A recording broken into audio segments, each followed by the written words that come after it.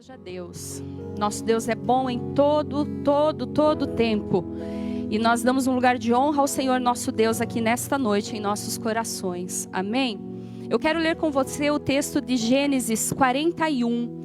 Enquanto você localiza aí o texto no seu celular, na sua Bíblia, você que está nos acompanhando, eu quero pedir uma vez mais que, se você ainda não tem salvo no seu celular o número do celular do Pare por Um, por favor, faça isso agora. Salve ele, porque nós queremos interagir com você, queremos te mandar uma mensagenzinha e conhecer você.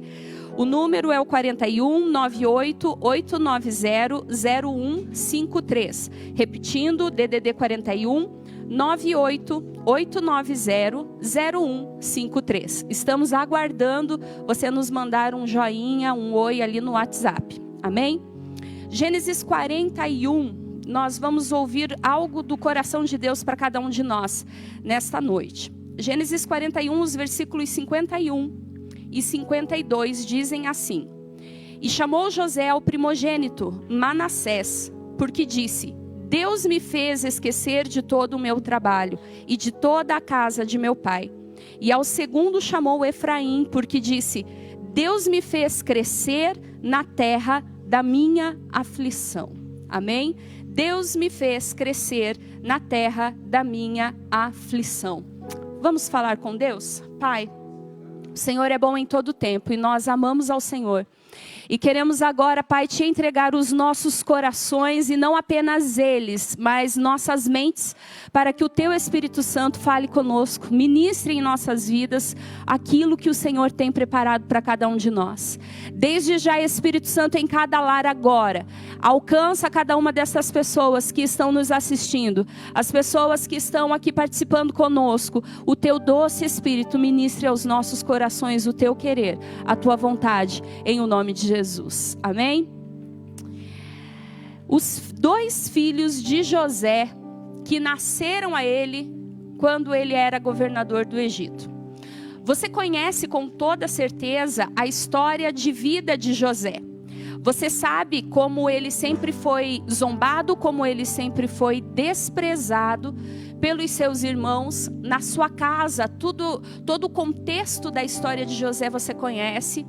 Que o desprezo que ele tinha por parte dos irmãos por ele, por ser o queridinho do papai, né, fez com que os irmãos dele tivessem uma rixa com ele, a ponto de jogar ele dentro de um poço, depois vender ele como escravo, e ele acabou lá na terra do Egito sendo um escravo. José passou muitos anos preso, e naquela situação toda, ele acabou interpretando, houve lá uma situação, toda uma oportunidade, você conhece a história, e ele acabou interpretando o sonho de Faraó. E ao fazer isso, ao interpretar o sonho, Faraó acabou colocando ele como governador sobre toda a terra do Egito. E José, então, ele passou a percorrer, foi apresentado em toda a terra do Egito como novo governador, e ele como um administrador estratégico. Por um grande período, ele estocou o trigo e ele guardou o mantimento, porque ele cria naquilo que Deus havia dado através de sonho lá para Faraó. Naquilo que Deus havia dito, a palavra de Deus que tinha vindo a Faraó através daquele sonho, de que haveria fartura por um período na terra e depois eles teriam falta, depois haveria um período de fome. Um administrador estratégico que foi atrás e ele estocou vários alimentos, mantimentos, trigo em específico, e depois, quando a fome veio à terra, todos iam até o Egito buscar mantimento, e vidas, né, eu acredito assim, que foram salvas de morrerem de fome por causa disso, porque José, ele obedeceu e ele creu naquele sonho que foi dado por Deus a Faraó. Dentro desse contexto de que José estava indo conhecer todo o Egito e ele estava estocando o trigo, nasceu a José 2 filhos. E é muito interessante os nomes que José deu a estes 2 filhos. Porque, veja bem, José, ele passou a viver dentro de uma nova realidade. A realidade de José, por longos anos e por um longo período na vida dele, foi uma realidade de desprezo, de intrigas, de dissensões, de traição, aonde ele foi rejeitado, aonde ele foi humilhado, aonde ele foi vendido como escravo, aonde ele se viu isolado e sozinho numa terra estrangeira, aonde a família dele foi que se levantou contra ele. Ele esteve encarcerado, ele esteve como escravo e aquela era a realidade dele. Mas de repente, por um mover de Deus, por um atuar de Deus, José passa então a viver uma nova realidade de vida. José está agora inserido dentro de um novo contexto. E dentro deste novo contexto que José está inserido, agora de destaque, agora de honra, nascem-lhe filhos. E como era de costume, sempre o nome que era dado aos filhos significava alguma coisa. E os significados dos nomes dos filhos de José, do primeiro filho que era Manassés, significava: Deus me fez esquecer de todo o meu trabalho e de toda a casa de meu pai. E Efraim, o segundo filho, significava: Deus me fez crescer na terra da minha aflição.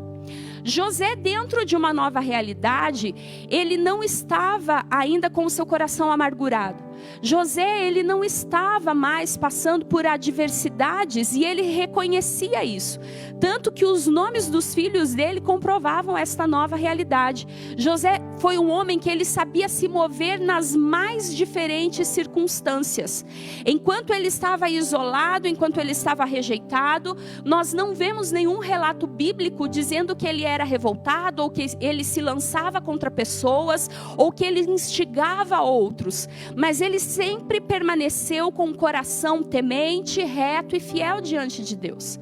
Agora, numa situação de prosperidade, numa situação de destaque, pelo nome que ele deu aos filhos, nós percebemos que ele continua reconhecendo a grandeza de Deus, que ele continua reconhecendo a soberania de Deus em tudo que existe na vida dele. Em primeiro lugar, ele está dizendo: olha, eu esqueço de todo o passado, tudo aquilo que eu vivi na casa do meu pai, eu estou deixando para trás, porque o passado não me domina, porque o passado não pode dirigir os meus dias futuros. Eu deixo tudo para trás. E diante de um cenário de aflição que era para ele, estar numa terra estrangeira, exilado, distante dos seus familiares, ele diz assim: Deus me fez crescer, Deus me fez prosperar na terra da minha aflição. E veja bem, eu não consigo olhar para este significado do nome de Efraim e não ver como algo profético do Senhor para nós neste tempo. Na terra da nossa aflição, na terra da adversidade aonde nós estamos vivendo hoje, nós estamos conhecendo novas formas, novos modelos de vida, de convivência social e, em especial, novas formas e novos modelos de culto, novas formas de adoração a Deus. Aqueles que dependiam única e exclusivamente do templo para estarem adorando a Deus 1, 2 vezes por semana, estão tendo que aprender a como depender de Deus dentro das suas casas, sem poder vir ao templo. Louvado seja Deus que agora nós estamos começando novamente a ter as portas abertas. Existe um limite máximo de pessoas que podem vir assistir aos cultos presenciais, e nós já estamos começando a transicionar, daquela proibição para um tempo da onde a normalidade talvez retorne, mas nós não sabemos se vai voltar como era antes. O que nós sabemos é que uma nova realidade se apresenta, e neste momento nós não podemos deixar a nossa fidelidade para com Deus de lado. Nós não podemos deixar de ser fiéis ao Deus Todo-Poderoso que nos honra, aquele que conhece a nossa história. No meio da aflição que nós temos tido, da escassez de dinheiro, de recursos, de trabalho, quantas pessoas estão sendo demitidas, estão perdendo os seus negócios, está tendo toda uma nova situação a qual nós estamos tendo que nos adaptar. E será que nós estamos assim como José, mantendo o nosso coração íntegro, mantendo a nossa postura de adoradores, adorando a Deus, mesmo que seja dentro de casa? Nós éramos habituados a estar aqui no templo, agora nós estamos adorando a Deus dentro dos nossos carros. Nós temos vários veículos aqui, e eu gostaria que você sinalizasse aí com a sua luz. Você está adorando a Deus, você está aprendendo a adorar a Deus de uma nova maneira. O fato de existir uma restrição social não nos impede de permanecermos fiéis a Deus. Nós precisamos nos reinventar, nós precisamos nos adaptar a este novo modelo, a este novo tempo. E sabe, Deus está nos ouvindo. Sabe, Deus está conosco nisso. Quando você abre a sua Bíblia na sua casa aí dentro do seu carro, participando conosco, Deus está conosco, Deus está nos olhando, Ele está participando comigo.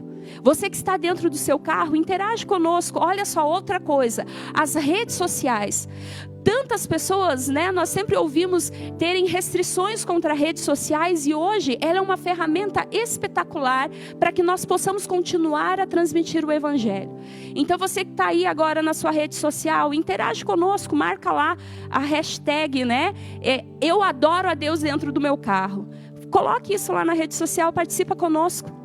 Nós sabemos que Deus está nos ouvindo. Nossas orações permanecem diante de Deus e Deus continua a nos abençoar.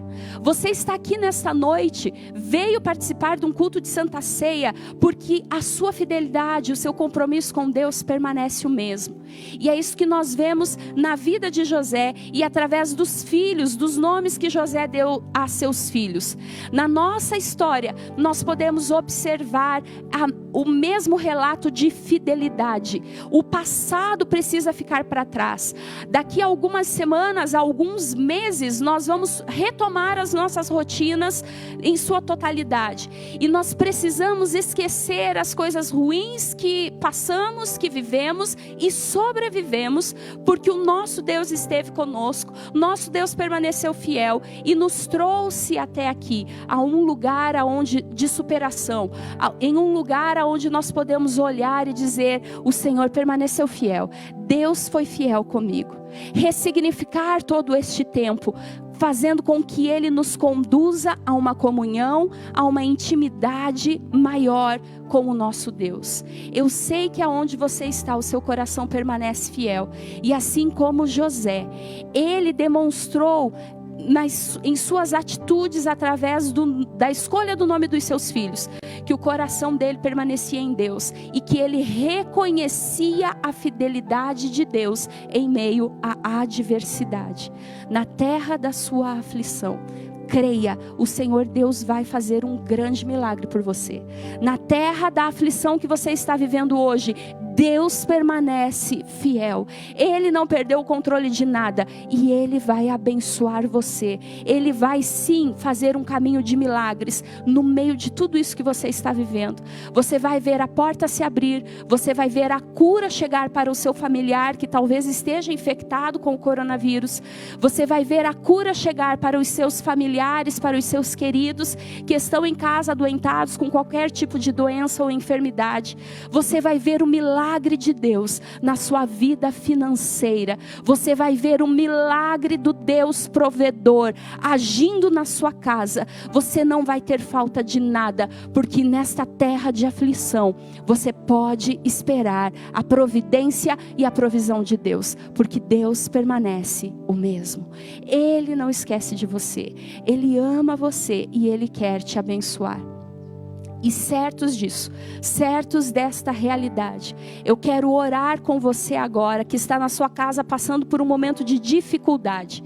Sinaliza para cada um de nós temos pessoas acompanhando as redes sociais e elas vão estar vendo ali o seu pedido de oração, a sua necessidade. Eu quero orar com você. Diga lá, coloque lá, levante a hashtag eu preciso de oração, que nós vamos estar orando por você, intercedendo por você. Ah, mas eu não vou ter como falar. Meu querido, Deus conhece a sua necessidade. Você vai apresentar diante de Deus. Ele vai ouvir e Ele vai responder você. De igual modo, eu quero aproveitar também e fazer um convite a você que está nos assistindo agora e que ainda não entregou a sua vida a Jesus. É muito importante que o seu coração pertença a Ele, para que em todos os momentos de necessidade que você tiver, você tenha uma segurança e uma confiança maior, que o seu Deus é acima de tudo e de todas as coisas, e Ele estará abençoando você. Assinala lá para nós, coloca lá uma mãozinha e diz assim, #eu aceito Jesus, #eu recebo a Jesus. E nós vamos estar orando, você vai entregar sua vida a Deus.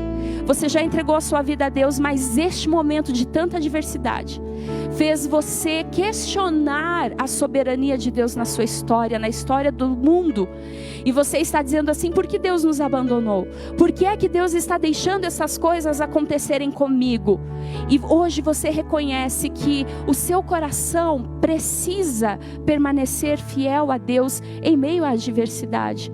E assim como José, você quer reconhecer e dizer assim, eu sei que meu Deus me fará prosperar.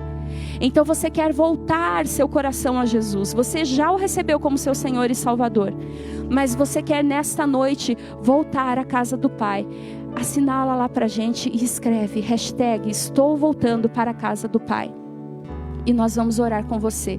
O nosso bom Deus vai começar a intervir na sua história, assim como Ele fez na história de José. E você vai ser abençoado. Amém? Deus Todo-Poderoso, Senhor, eu quero orar, meu Deus, por cada uma dessas pessoas agora, que estão conosco, atentos à Tua voz, aquilo que o Senhor tem preparado para cada um deles. Deus, os nossos corações tão humanos, e nós como pecadores, muitas vezes, questionamos a Tua soberania, vamos na contramão daquilo que o Senhor tem para nós em momentos de adversidade. Mas nesta noite nós estamos retornando, nós estamos reconhecendo que o Senhor é bom em todo tempo. Nós estamos Te entregando os nossos corações e nós estamos voltando para a Tua casa, Pai, para os Teus caminhos, porque nós amamos ao Senhor. E eu peço agora, Espírito Santo de Deus, toca de uma maneira peculiar e especial cada um que nos ouve neste momento, nessa transmissão aqui presente dentro de seus carros, no templo da igreja. Senhor, olha para cada um de nós e toca-nos.